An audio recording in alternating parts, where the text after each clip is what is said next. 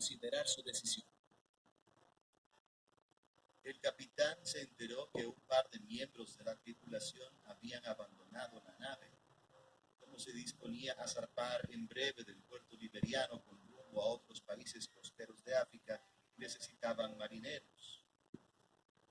Eso lo hizo decidirse por llevar a Cabú, ya que se sabía que era miembro de la tribu Cru, que eran tradicionalmente marineros, y suponía que Morris sabría de barcos y podría ayudarlo con los aparejos. Así fue que le permitió subir a bordo. El sueño se convirtió en realidad para el joven Morris. Me lo imagino a medida que el barco zarpaba, viendo alejarse la costa y aquella tierra que fue su hogar. No se imaginaba lo que vendría al seguir la guía de Dios.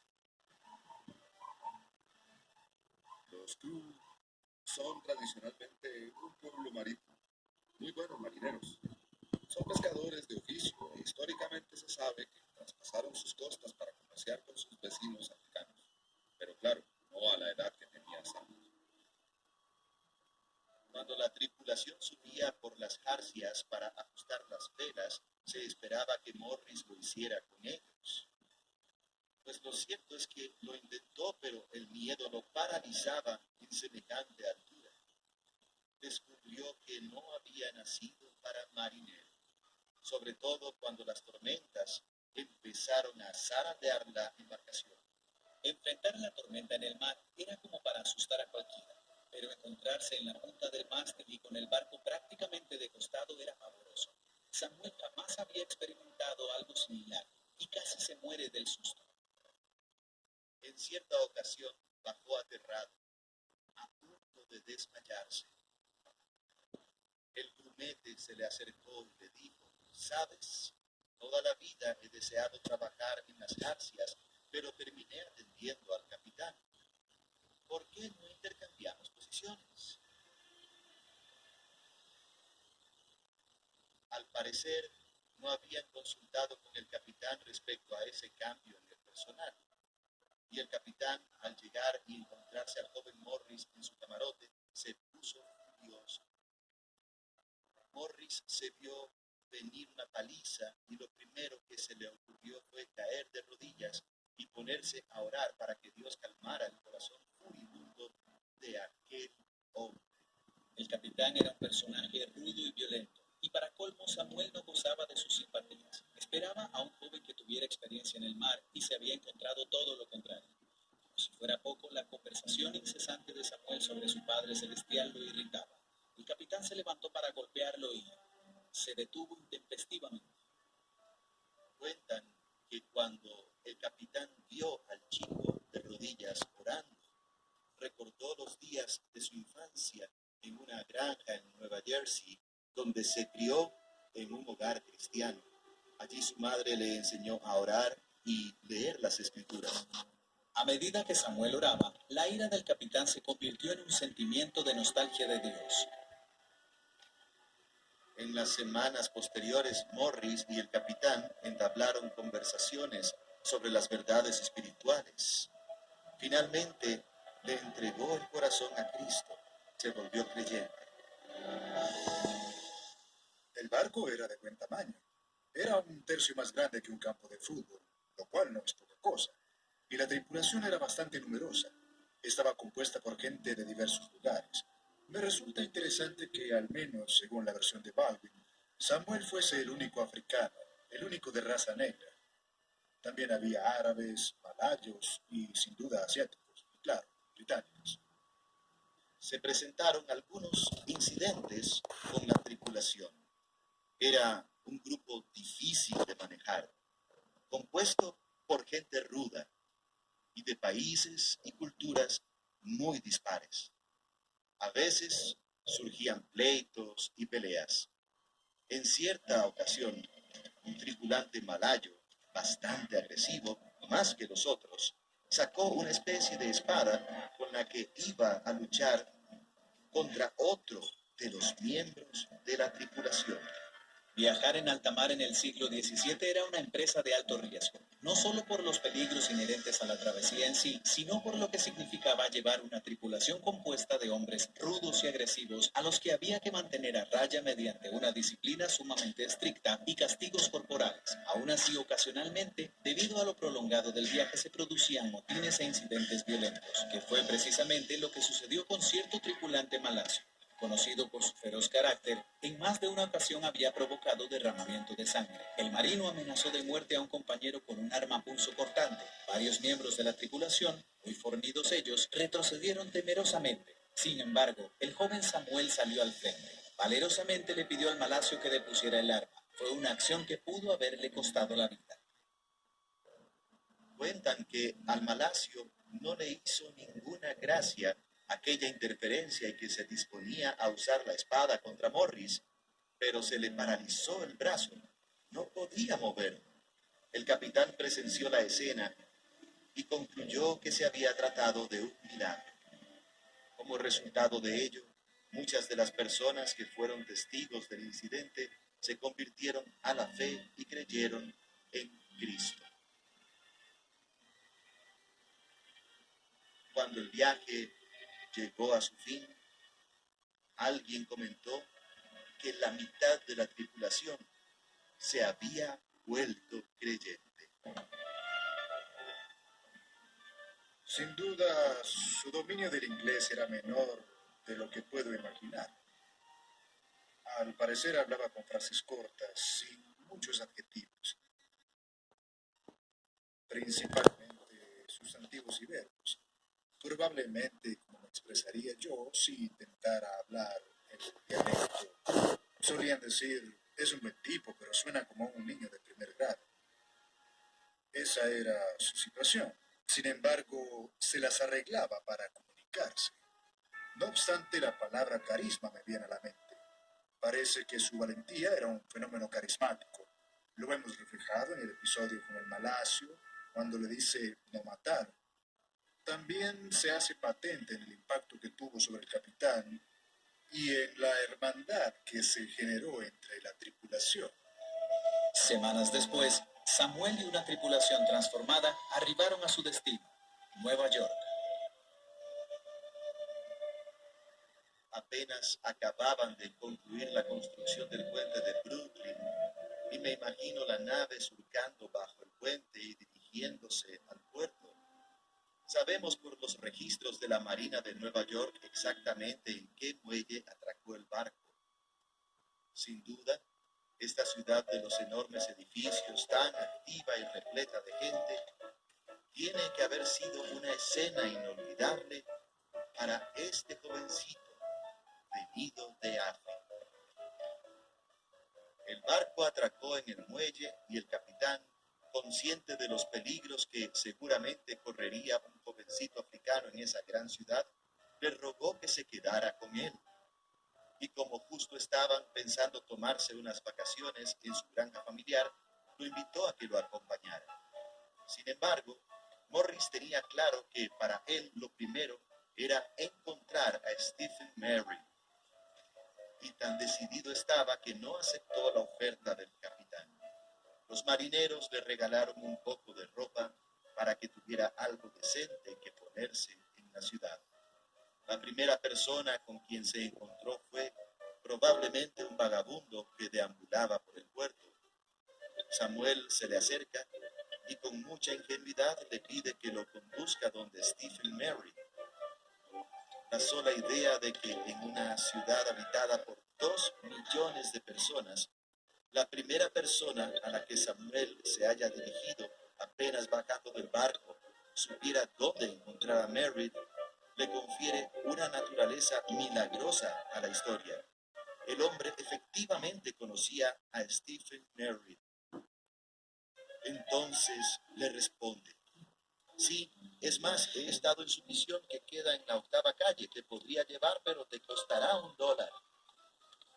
Confiando en la provisión divina, Samuel contestó, sin más, ¿$1? Claro, no te preocupes, mi padre te lo pagará. Son aproximadamente 8 largas cuadras desde el puerto hasta la calle 8, lugar donde se ubicaban las oficinas de la misión de Stephen Merritt. Allí predicaba y también se desempeñaba como secretario del obispo William Taylor, que en ese momento se encontraba en África atendiendo a su obra misionera. Posteriormente, Stephen Merritt escribió: Me alcanzaron cuando salía a una reunión de oración. El joven africano se me acercó y me dijo, he venido desde el África para hablar con usted sobre el Espíritu Santo. Le respondí, muy bien, ¿tienes cartas de recomendación? Replicó, no tenía tiempo para esperar que me las dieran. Yo estaba con prisa porque me dirigía a una reunión de oración, de modo que le pedí que me esperara. Cuando vuelva veremos tu asunto. En ese momento la persona que lo había llevado hasta ahí exclamó, ¡Hey! ¿Y dónde está mi dólar? A lo que Samuel contestó, de ahora en adelante el señor Stephen Merritt se ocupará de mis gastos. La verdad es que no sé por qué razón metí la mano al bolsillo y saldé su deuda. Merritt volvió, no sabemos cuánto tardó, quizá una hora o más, no lo sabemos, pero la cosa es que se había olvidado por completo del joven de color que había dejado esperando en la misión. Merritt prosigue: Me había olvidado de él, hasta que a eso de las 10 de la noche se me apareció una imagen en la memoria. Salí a buscarlo y me lo encontré en el estrado de la misión, rodeado de 17 personas. Acababan de entregarse a Jesús y estaban regocijándose en su gracia. Jamás había visto cosa semejante. Él vivía en Hoboken Heights, que queda al otro lado de Nueva Jersey. Supongo que tomaron un ferry y luego un coche para llegar hasta su casa. Stephen Merritt era un ministro metodista bien acomodado. Tenía una buena casa. Al abrirles la puerta, la señora Merritt se encuentra con este jovencito de color mal vestido y Stephen le dice, te presento a Samuel Morris. Viene del África y se hospedará en la habitación del obispo por esta noche. El obispo Taylor tenía reservada una habitación para cuando se encontraba en Nueva York. Cuentan que la señora Merritt replicó, eso sí que no. Probablemente Morris se haya hospedado con los Merritt casi un mes, aquel octubre de 1891. Para Stephen fue una época de búsqueda interior, de orar por orientación y de preguntarse cuál era su parte de responsabilidad en el proceso que se había desencadenado. ¿Qué debía hacer con este jovencito cuyo principal deseo era aprender más de las Escrituras y del Espíritu Santo? Merritt recuerda haber invitado a Samuel a acompañarle a la escuela dominical y haberlo presentado ante la clase. Al verlo, muchos de los presentes allí se rieron.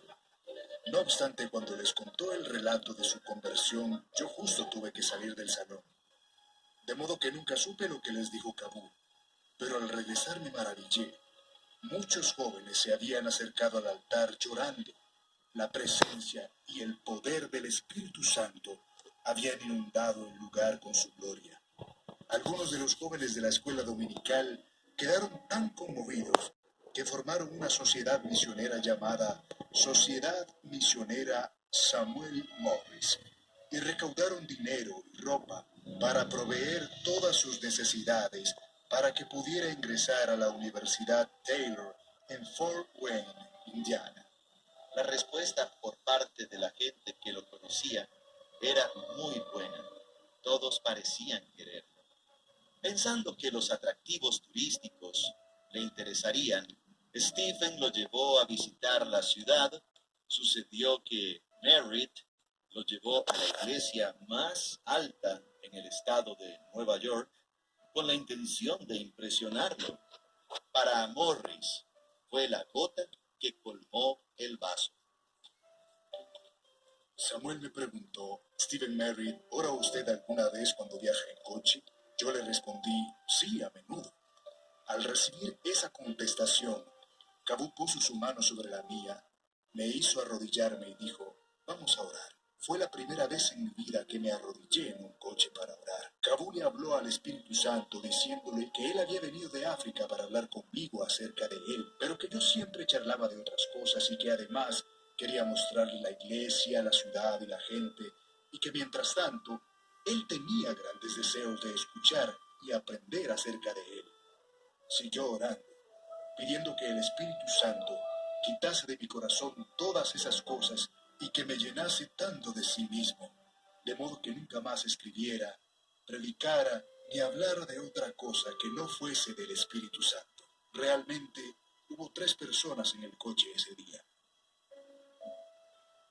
En sus escritos posteriores explica que esta fue una de las muchas experiencias que lo llevó a darse cuenta que este jovencito africano, que vino a conocer más sobre el Espíritu Santo, ya sabía mucho más sobre él de lo que Merritt conocía.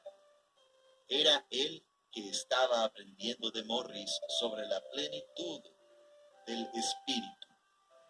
Pocas semanas después, Stephen le escribió a Thaddeus Reed, presidente de la Universidad Taylor. Merritt conocía ese centro de estudios, ya que lo habían nombrado en honor del obispo William Taylor. Además, formaba parte del movimiento de reavivamiento metodista al cual pertenecía Stephen Merritt. La universidad conserva en sus archivos una copia de la carta escrita por Merritt al presidente Thaddeus Reed. En ella le solicita que reciba a un singular joven recién llegado de África para que pueda continuar allí sus estudios.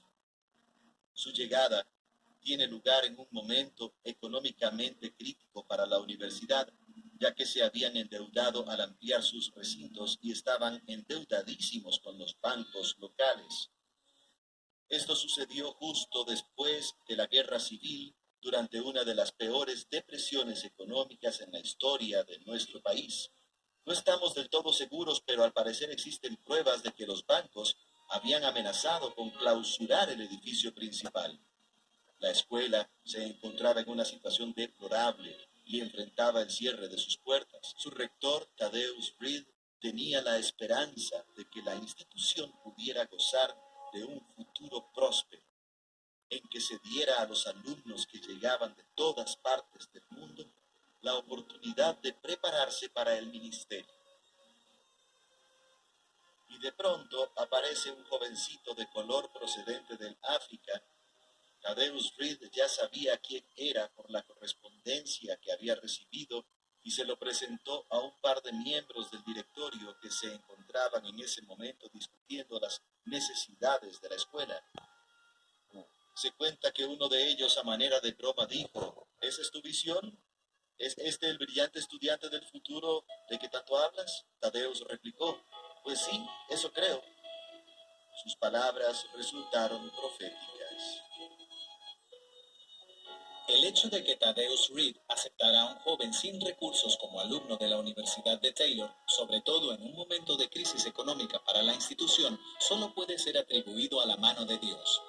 Cuando le ofrecieron que eligiera su dormitorio, Samuel respondió: cualquier cuarto está bien para mí.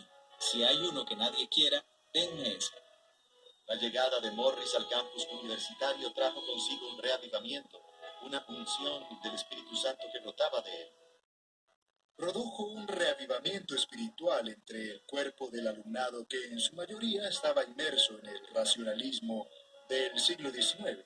Si uno examina la literatura de la época, estaban más interesados en estudiar a Aristóteles, Sócrates y Platón que el Nuevo Testamento. Trajo consigo una nueva interpretación de la fe bíblica y muchos jóvenes, para usar nuestra terminología actual, se convirtieron, se salvaron. Su reputación como persona dedicada a la oración crecía. Muchos iban a su dormitorio para hablar con él.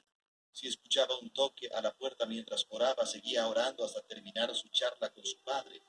Luego, con una sonrisa, le abría la puerta al visitante sin explicación o disculpa alguna.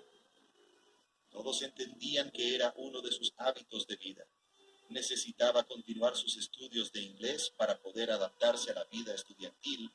Por ello, muchos miembros de la comunidad estudiantil le daban clases, en su mayoría basadas, tal como había sucedido en África, en el estudio de las Escrituras. Leían juntos pasajes de la Biblia y de ese modo su vocabulario se incrementaba. Su participación en clase sorprendía a los profesores. Había momentos en los que hacía profundos descubrimientos sobre los textos sagrados que estaban estudiando. Las visitas por parte de sus compañeros continuaron. En cierta ocasión, uno de los estudiantes, movido por su curiosidad, lo fue a ver. Como era habitual en él, Samuel le pasó una Biblia y le pidió que le leyera un pasaje. Para su sorpresa, el visitante se rehusó. «Soy ateo», declaró. «¿No crees en Dios?», contestó Samuel. «Hermano, cuando tu padre te habla, ¿acaso no crees en él? ¿El sol nos ilumina y no crees en él? Dios es tu padre, Jesús es tu hermano». El estudiante se marchó no sin antes escuchar la promesa de Samuel de que rogaría a diario por él. Oraba de manera constante y sin falta por su pueblo. Muchos de sus compatriotas fueron bendecidos y crecieron en la fe aún en la distancia, tal como se evidencia en una carta escrita por otro joven liberiano en el año 1893. Samuel, te estimo sobremanera. Fuiste tú quien me ayudó a encontrar a mi preciado Jesús. Cada día lo amo más. Crezco en su gracia y Él me ilumina. Dios me fortalece y me hace un mejor soldado para combatir contra el maligno. Las noticias del testimonio de Samuel llegaron a oídos de la comunidad y al poco tiempo fue invitado a varias de las iglesias locales. Los grupos pequeños de fieles se convirtieron en grandes multitudes que se congregaban para escuchar al joven, cuya fe sencilla y a la vez poderosa parecía encender el mismo fuego en sus corazones. Curiosamente, mientras Samuel anhelaba conocer más sobre el Espíritu Santo, parecía no darse cuenta de que el Espíritu había encontrado un instrumento en su persona. Siempre deseoso de estudiar la Biblia y compartir su fe, asistía con frecuencia a los servicios que se celebraban en los alrededores de la universidad. Tenía que caminar unas 8 cuadras desde la universidad, cosa que hacía cada domingo y también durante la semana. Sucedió que en el segundo invierno, una noche de enero, a pesar del frío intenso de la noche, Samuel se había empecinado en asistir a la reunión de oración. La temperatura había descendido hasta los 0 grados y no llevaba suficiente abrigo. Se enfermó al llegar de la reunión. Contrajo una enfermedad respiratoria a consecuencia del frío de aquella noche. Se puso muy mal y lo llevaron al hospital. El expresidente de la escuela era un médico del Hospital San José, de modo que lo internaron y, claro, querían darle la mejor de las atenciones. Mucha gente fue a visitarlo y al cabo de un tiempo empezó a hablar de que no se mejoraría, a decir que aparentemente su padre le había adelantado que no abandonaría el hospital con salud. Sus amigos no lo tomaron en cuenta y le decían: no olvides que planeas regresar a tu pueblo en África. Tienes que terminar tus estudios para poder enseñarles tal como Dios te lo ha pedido. A principios de mayo, en la primavera de 1893, pareció mejorar. El doctor Stimon diagnosticó que pronto le darían de alta y que podría retomar sus actividades cotidianas. Cierto día, mientras Morris miraba por la ventana, vio al doctor caminando por el primer piso. Lo saludó con la mano y le pidió que subiera. Esas fueron las últimas palabras que se lo oyó pronunciar. Cuando el doctor subió a verlo, lo encontró sentado. Había fallecido.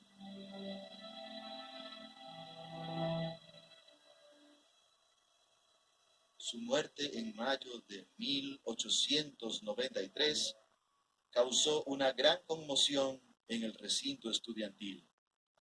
No solo en la Universidad Taylor, sino en toda la ciudad de Fort Wayne, ya que se había hecho conocido por todos. Naturalmente, la comunidad afroamericana quedó anonadada. Su héroe había partido. Probablemente su funeral haya sido el más numeroso que la ciudad haya presenciado jamás, al menos en aquel entonces y quizás hasta la fecha, no lo sé. La fila de carruajes se extendía por kilómetros hasta el campus, que está situado como a 2 o 3 kilómetros de aquí. Fue un golpe tremendo para la comunidad estudiantil. La universidad, que prácticamente se había ido a la quiebra, se disponía a mudarse de Fort Wayne hasta Upland, Indiana, en el condado de Grant. La ciudad había donado $10,000 a la universidad y un terreno de 4 hectáreas con el fin de atraer al centro de estudios a su ciudad. Era una época muy próspera para ellos. Sabían que era buen negocio contar con una universidad y la inauguración del terreno se tenía prevista para junio. Se habían hecho grandes planes, un numeroso grupo de la comunidad asistiría a la ceremonia. Se iba a presentar una banda de música y los programas incluso ya estaban impresos. Morris figuraba como orador. Iba a dirigir la oración y creo que los coros. En fin, murió un mes antes. Era un día lluvioso.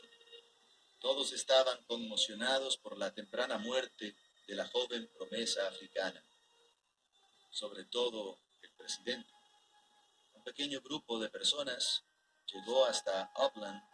No se hicieron presentes las multitudes que se esperaban. Llegaron gentes de otros lugares que esperaban ese momento y el presidente Reed les informó que Morris había fallecido un mes atrás, cosa que no sabían. Reed había redactado una oración para la ocasión, pero no pudo hacerlo. En un manuscrito no publicado de la universidad que consta en sus archivos, leemos lo que sucedió ese día. El escritor describe la escena diciendo: volvimos a casa como perritos apaleados. La gran inspiración, la esperanza futura de la escuela, todo estaba perdido. Aunque parece haber evidencias de que Samuel presentía que su Padre Celestial lo estaba llamando a casa, su muerte fue inesperada para sus amistades. Quedaron desconcertados. En todo esto había una enseñanza. Samuel Morris había partido, estaba muerto, pero eso no era impedimento que limitara su testimonio. Dios tenía un plan. La divina providencia había previsto que la esperanza del futuro, la Universidad de Taylor, no se extinguiera. Muchos afirman que la inspiración del legado de Morris, las historias sobre su vida, se imprimieron en cientos de miles de páginas y libros, cuya venta sirvió para sostener a la universidad los siguientes 20 o 25 años. El presidente de la universidad vendió 240,000 copias desde la muerte de Samuel Morris hasta el año 1920. Si uno lo busca en un catálogo del año 1910 de Sears Roebuck y se fija en los precios, comprobará que 240,000 copias equivalen aproximadamente a 5 millones. Por lo visto, el relato de Samuel Morris tenía ese tamaño y la mayoría de la gente de su época consideraba que esa historia era la que había colocado a Taylor en el mapa, por así decirlo. Saber que Dios se valió de su testimonio para ayudar a la universidad probablemente hubiera alegrado enormemente a Samuel, ya que la comunidad y los catedráticos habían sido una gran bendición para él. Sin embargo, su gran anhelo había sido retornar a su país a llevarle las buenas nuevas a los suyos. Cualquiera hubiera pensado que fracasó en el corto plazo, ya que su intención era educarse en la fe cristiana y volver a su pueblo para enseñar a los suyos la palabra de Dios. Su pueblo era Liberia, de donde yo provengo. Pues eso no sucedió. No obstante, su muerte y el tipo de persona que era atrajo a muchos jóvenes que se entregaron al ministerio y cruzaron los mares para servir en las misiones. El relato de Sammy Morris y todo lo que pasó en Taylor tiene muchas más aristas. Quiero decir que la cantidad de personas que salieron de la Universidad Taylor para ir al África es muy alta. La historia de Samuel es impresionante. En primer lugar porque narra el relato de alguien a quien Dios tocó aún sin que en su zona se tuviese conocimiento de él. En segundo lugar porque revela el poder de la sencillez de apoyarse en Dios como un niño haría con su padre. Su historia continúa impactando a muchos, aún hoy en día. Hay en la universidad muchas placas conmemoratorias y bustos con su imagen. como también una fuente que tiene inscritos 3 aspectos de su vida. La sala más grande del campus lleva su nombre, el Salón Samuel Morris. Es muy recordado. La fidelidad de Dios se hace evidente en la